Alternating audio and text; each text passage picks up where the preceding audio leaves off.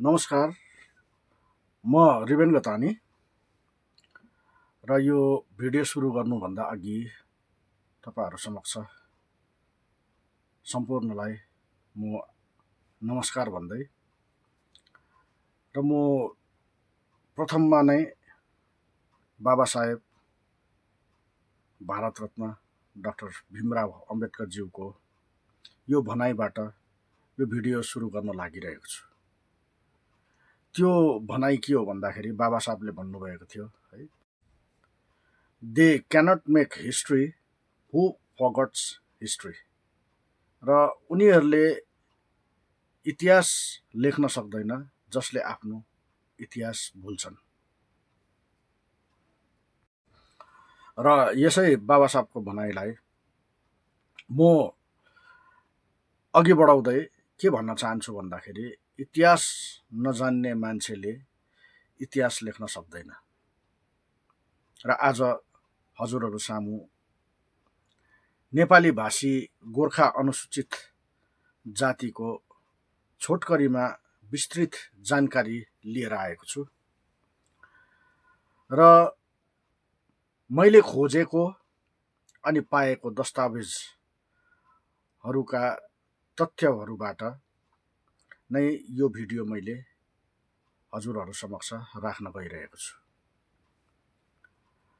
प्रथम त तपाईँहरूलाई म यो एउटा मिठो इतिहास बताउन चाहन्छु। त्यो के हो भन्दाखेरि 19 अगस्त 1947 भारत स्वतन्त्र भएको ठिक 4 दिनपछि खरसाङमा कामी, दमाई, सार्की र बादी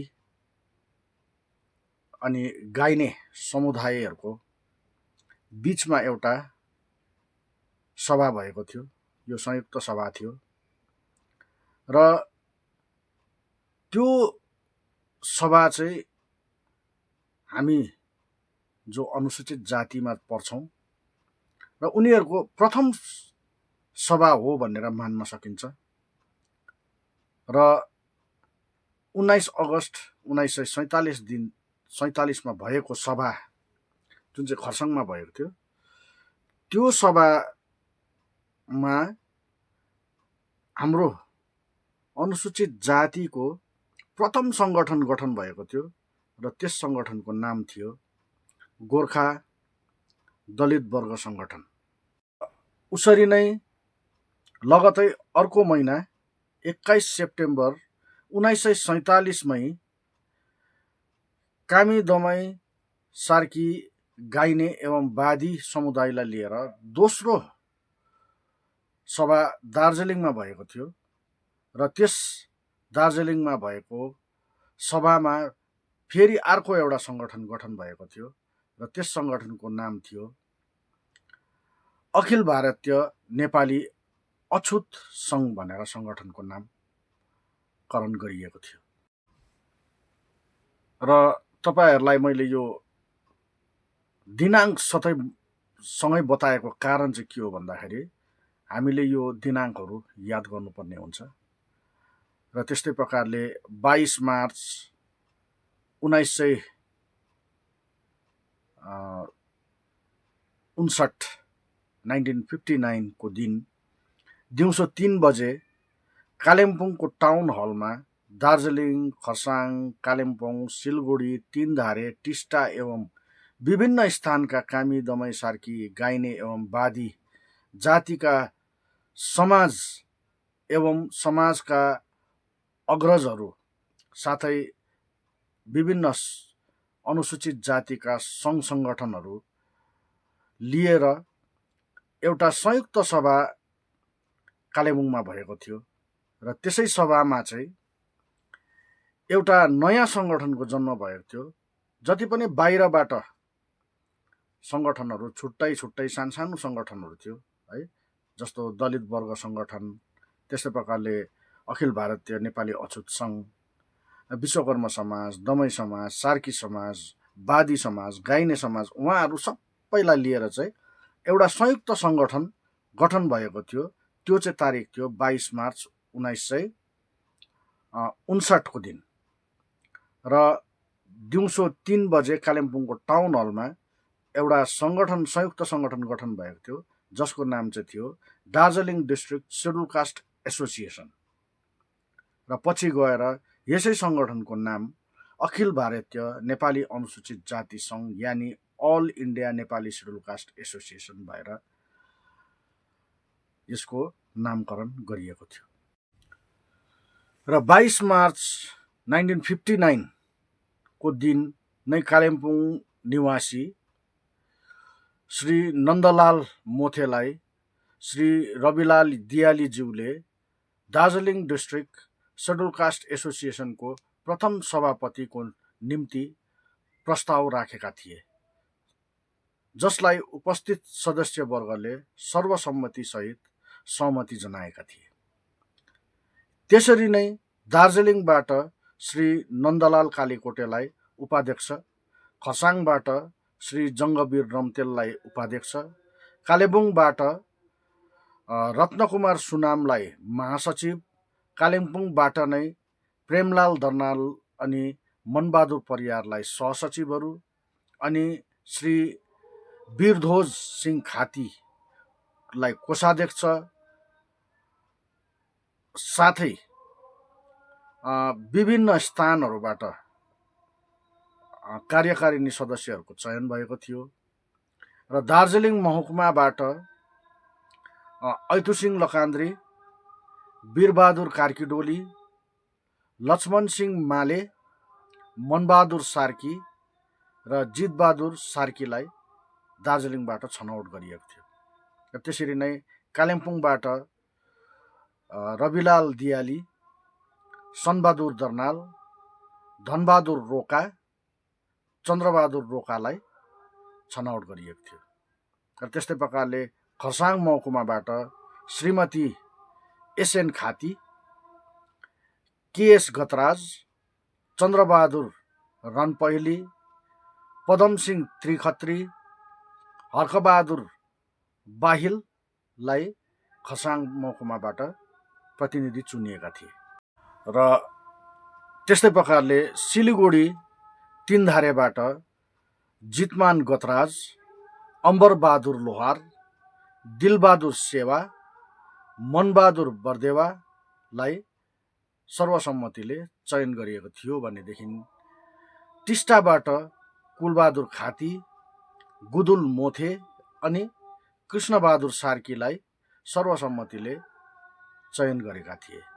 यी व्यक्तिहरूलाई नै all India Nepali schedule caste association central कमिटीका प्रथम प्रतिनिधिहरू मान्न सकिन्छ। All India Nepali schedule caste एसोसिएसनको पञ्जीकरण 1961 सालमा भएको हो अनि यस सङ्गठनको मुख्य कार्यालय यानि हेड अफिस 1959 देखि 21 मई 1994, यो दिनाङ्क तपाईँहरूले याद गर्नुहोला, 1959 देखि 21 मई 1994 सम्म कालिम्पोङमा हेड अफिस थियो। र कतिपय कागजी कार्यवाही गर्न असुविधा झेल्न परेको हुनाले डिएम, एसपी तथा मुख्य कार्यालयहरू दार्जिलिङमै भएको हुनाले अनि राज्यपाल, मुख्यमन्त्री तथा विभिन्न मन्त्री तथा विशिष्ट व्यक्तिहरू दार्जिलिङमै आउने तथा भेट्नुपर्ने भएको हुनाले 22 मई 1994, 22 मे 1994 को दिन all India Nepali schedule caste एसोसिएसनको हेड अफिस दार्जिलिङलाई हस्तान्तरण गरिएको हो। र all India Nepali schedule caste एसोसिएसनको हेड अफिस दार्जिलिङमा हस्तान्तरण गरिएपछि त्यस पश्चात दार्जिलिङले नै अल इन्डिया सेड्युल कास्ट एसोसिएसनको हेडक्वार्टर या हेड अफिस, मुख्य कार्यालय दार्जिलिङमै चलाइरहेको छ। र जबसम्म श्रीमान कमान सिंह रामुदामु अध्यक्ष हुनुहुन्थ्यो र त्यति बेला अखिल भारतीय नेपाली अनुसूचित जाति सङ्घको मुख्य कार्यालयको केयर अफ चाहिँ दार्जिलिङ विश्वकर्म समाज, श्री विश्वकर्म समाज चानबारी थियो र लेटर हेडमा पनि त्यति बेलाको लेटर हेड हेऱ्यो भने त्यही नै पाइन्छ। र त्यस पश्चात कमानसिंह रामुदामुको स्वर्गवास भए पश्चात सुश्री इन्द्रमणि दर्नालज्यू उहाँ प्रेसिडेन्ट हुनुहुन्थ्यो र बिर्खु भुषालज्यू भाइस प्रेसिडेन्ट हुनुहुन्थ्यो र एनबी कालीकोटीज्यू महासचिव हुनुहुन्थ्यो र उहाँहरू हुँदा पनि विश्वकर्म समाज दार्जिलिङमा नै अल इन्डिया सेड्युल कास्ट एसोसिएसनको एउटा कार्यालयको रूपमा चल्ने गर्थ्यो। र अखिल भारतीय नेपाली अनुसूचित जाति सङ्घ यानि all India Nepali schedule caste association हाम्रा पिता पुर्खाले हाम्रो हक र अधिकार खोज्नको निम्ति बनाइदिएको एउटा साझा मञ्च हो, एउटा साझा प्लेटफर्म हो भन्दाखेरि दुई मत नहोला। यस सङ्गठनलाई अबको अहिलेको वर्तमान परिस्थिति र वर्तमान सिचुएसन र वर्तमान जङ्क्चरलाई हेर्दाखेरि यो सङ्गठनलाई झट्टै एउटा एजिएम गर्नुपर्ने अवस्था देखिन्छ र यो समयको माग पनि हो र सम्पूर्ण शाखा प्रशाखाको माग पनि हो। र विगतको महिनामा एउटा दार्जिलिङ विश्वकर्म समाजमा संयुक्त सभा भएको थियो। विश्वकर्म समाज दार्जिलिङ, दमाई समाज दार्जिलिङ एवं सार्की समाज दार्जिलिङ साथै अखिल भारतीय नेपाली अनुसूचित जाति सङ्घका टोली, सेन्ट्रल कमिटीका टोली बसेर एउटा सभा बसिएको थियो र त्यस दिन अखिल भारतीय नेपाली अनुसूचित जाति सङ्घका अध्यक्ष श्रीमान बुद्धवीर सार्कीज्यूले त्यस सभामा भन्नुभएको थियो कि जुलाई महिनाभित्र हामी एउटा एजिएम गर्छौँ र हामी यो एजिएम जुलाई काट्न दिँदैनौँ भनेर उहाँले भन्नुभएको थियो। तर आज जुलाई महिनाको अन्ततिर आइसकेको र केन्द्र समितिले कुनै पहल गरेको देखिएन र आज जुन चाहिँ एउटा सिचुएसन छ, धेरैजना शाखा प्रशाखाहरू चिन्तित छन् र यो सिचुएसनमा हजुरहरूलाई केन्द्र समितिका अध्यक्ष, महासचिव साथै सम्पूर्ण कार्यकारी सदस्यलाई विनम्र निवेदन छ कि यो जङ्क्चरमा तपाईँहरूले सम्पूर्णलाई बटुलेर एउटै जग्गामा ल्याएर एजिएम गरेर एउटा राम्रो कमिटी, एउटा स्ट्रङ कमिटी बनाएर हामी भेट्नुपर्ने स्थानहरूतिर प्रस्थान गर्नुपर्ने अवस्था देखिन्छ। भोलिको दिनमा जिटिए र डिजिएसटी जस्तै हाम्रो अनुसूचित जातिको पाउनुपर्ने अधिकार, संवैधानिक हक हामीले पाउन नसके त्यसको पूर्ण जिम्मेवारी वर्तमान अखिल भारतीय नेपाली अनुसूचित जाति सङ्घको केन्द्रीय समितिलाई जान्छ भन्दा कुनै अतियुक्ति नहोला, साथै कुनै दुई मत नहोला। र आज हामी देख्दैछौँ कि अनुसूचित जातिभित्र धेरैवटा सङ्गठनहरू खुलिँदै जाँदैछ। त्यो सङ्गठन खोल्नुमा पनि केन्द्रीय समितिको लापरवाही जस्तो लाग्छ। जतिले पनि सङ्गठन खोलेर काम गर्नुहुँदैछ उहाँहरूलाई बधाई छ, उहाँहरूले आफ्नो जातिको निम्ति सोचेर काम गर्नुहुँदैछ। तर आज हाम्रो पिता पुर्खाले भारत स्वतन्त्र भएर 4 दिन बादमा जुन चाहिँ सङ्गठन खोल्यो त्यो सङ्गठन उहाँहरूको इच्छाले, पैसा धेरै भएर उहाँहरू रहरले यो सङ्गठनको प्रेसिडेन्ट सेक्रेटरी हुनको निम्ति खोलेको होइनन् रहेछ भन्ने हामीले इतिहास पाउँछौँ। र आज परिस्थिति अर्कै छ। आज हामीलाई दिने सरकार आएको छ, दिल्लीले पनि दिन्छु भन्दैछ, कलकत्तामा पनि हाम्रो दिने सरकार आएको छ र आज हामी खुसी हुनुपर्छ कि आज बङ्गालको विधानसभामा 68वटा त हाम्रो एससीको रिजर्भ सिट छ र 68 जना त हाम्रो एससी एमएलए हुनुहुन्छ। तर ओपन सिटबाट पनि जितेकोहरूलाई हामीले जोड्यौँ भनेदेखिको नियर अबाउट 77 to 80 77 देखि 80 जना एससी विधायकहरू चाहिँ विधानसभामा छन्। र politics is a number game र हामीले यो नम्बर गेम खेल्नु सिक्नुपर्छ, जान्नुपर्छ। र हजुरहरूलाई म धेर कुरो भन्न चाहन्न, फेरि पनि आउँछ भिडियोहरू, मेरो भिडियोहरू धेरै बनाउने इच्छा थियो, मेरोमा स्क्रिप्टहरू सबै रेडी छ, तर मैले किन नबनाएको भन्दाखेरि चाहिँ अहिले अब वर्ल्ड कपको चामले गर्दाखेरि कतिवटा भिडियोहरू स्किप हुन्छ क्या, हेर्दैनन्।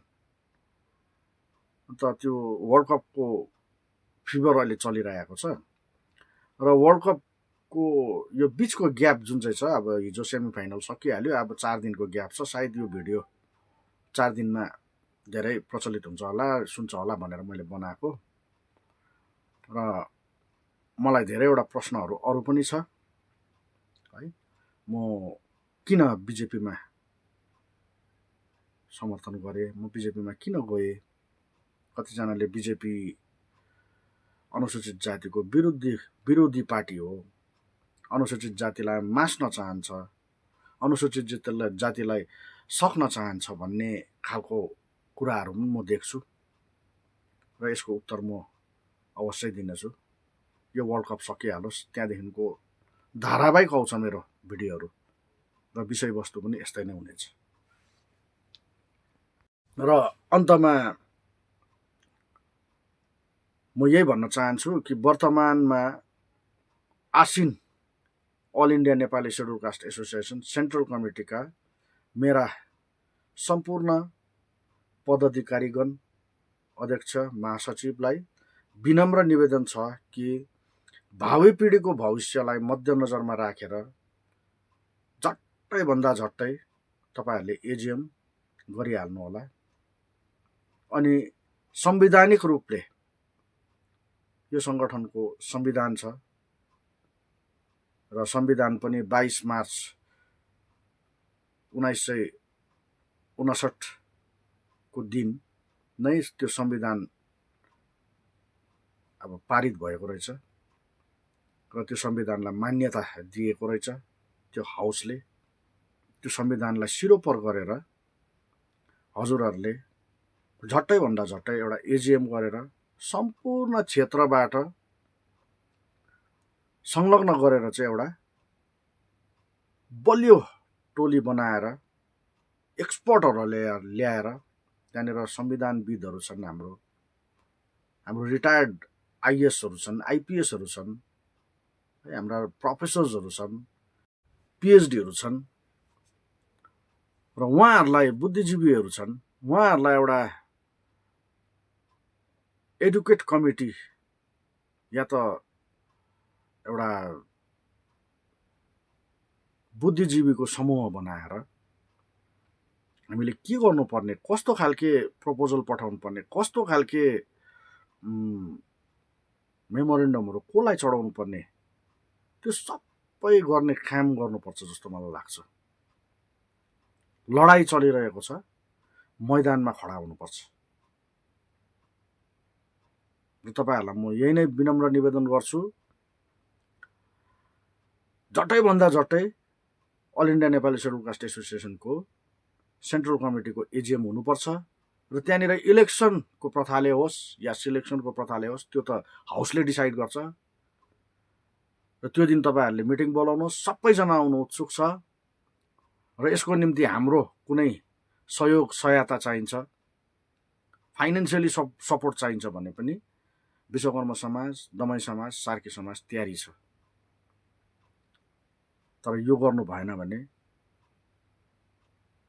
भोलिको दिनमा धेरैवटा अझै अनुसूचित जातिको सङ्गठनहरू खोल्ने तय छ, खोलिन्छ र हामी झाडुको सिन्का जस्तो हामी टुक्रा टुक्रा भएर जान्छौँ र झाडुको एक एकवटा सिन्का भाँच्न सजिलो छ, तर सम्पूर्ण सिन्कालाई मुष्ट पारेर झाडु बनायो भने त्यो सम्पूर्ण झाडुलाई भाँच्न साह्रो पर्छ र हामी एकतामा आउँ र एउटा समूहले छानेर बसेको नेतृत्व चाहिँ नेतृत्व हुन्छ। आफूले आफूलाई नै म प्रेसिडेन्ट, म सेक्रेटरी भनेर नोमिनेट गरेर हाम्रो पछाडि हिँड्नु भन्छ भने चाहिँ सायद कोही पनि मान्छ जस्तो लाग्दैन। किनभने विश्वकर्मा समाज दार्जिलिङ चाहिँ हामी 2-2 वर्षमा हामी अडिट गराउँछौँ र प्रत्येक 2 वर्षमा हामी एजिएम गराउँछौँ र एजिएम गराउँदाखेरि पहिला हाम्रो सबै पहिला नै नोमिनेट हुन्छ, तर कसैले पनि एजिएमको दिन आएर होइन यो भएन र म पनि इच्छुक छु भन्यो भनेदेखि चाहिँ हामी त्यही हाउसमा नै, त्यही हलमा नै सम्पूर्ण साधारण सदस्यको अगाडि हामी एजिएम गर्ने गर्छौँ र विगत 2022मा म एज अ सेक्रेटरी चाहिँ एजिएम भएर नै आएको थिएँ। एजिएममा म भोटिङ भयो, भोटिङ जितेर नै आएको थिएँ र विगत पनि 2025मा पनि त्यसरी नै 1-2 जना व्यक्तित्वहरू त्यो हलमा आएर यो भएन भन्दाखेरि चाहिँ मैले उहाँहरूलाई च्यालेन्ज गरेको थिएँ। ठिकै छ, म भोटमा लड्न तयारी छु र म आफैलाई सेक्रेटरी क्यान्डिडेट घोषित गर्छु, तपाईँहरू आउनुहोस् भोट लड्नुहोस् भन्दाखेरि उहाँहरू त्यो हलबाट खाना पनि नखाइकन निस्केर जानुभएको थियो। अब म यही भन्न चाहन्छु, अखिल भारतीय नेपाली अनुसूचित जाति सङ्घको संविधान मुताबिक इलेक्सन गराउनु पर्ने प्रथा छ, संविधानले पनि त्यही भनेको छ र झट्टै तपाईँहरूले एजिएम राख्नुहोस् र इलेक्सन गराउनुहोस्। नत्र भनेदेखिको मैले भनिहालेँ, जति ढिलो गर्नुहुन्छ त्यति नै टुक्रा टुक्रा टुक्रा सङ्गठनहरू खोलिँदै जान्छ र हामी टुक्रा टुक्रा ग्याङमा बस्छौँ र टुक्रा टुक्रा ग्याङले गर्नु भने केही पनि सक्दैन।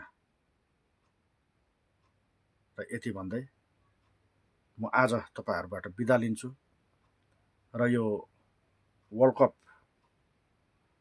2026 को फाइनल पश्चात मेरो धारावाहिक भिडियोहरू तपाईँहरू माझमा आउनेछ र आजको भिडियो कस्तो लाग्यो तपाईँहरूले कमेन्ट गरिदिनुहोस् र जति सक्दो हाम्रो जातिको ग्रुपहरूतिर, हाम्रो जातिहरूको कुना काप्चातिर, कन्दारतिर यो भिडियो पठाइदिनु हुन भन्ने म विनम्र निवेदन गर्दै तपाईँहरूबाट बिदा लिन चाहन्छु। धन्यवाद।